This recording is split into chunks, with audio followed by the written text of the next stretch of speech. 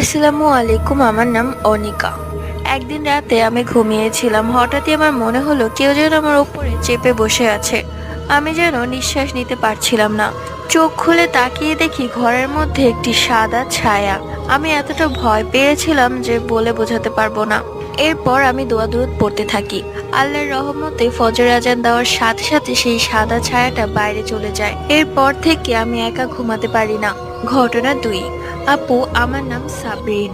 এই ঘটনাটি ঘটেছে আমার আম্মুর সাথে। বলে রাখা ভালো, আমরা গ্রামে থাকি। আর আমার আম্মু অনেক সকালে উঠে ঘরের কাজে লেগে পড়ে। মানে থাল বাসন ধোয়া, কাপড় ধোয়া, এই আর কি।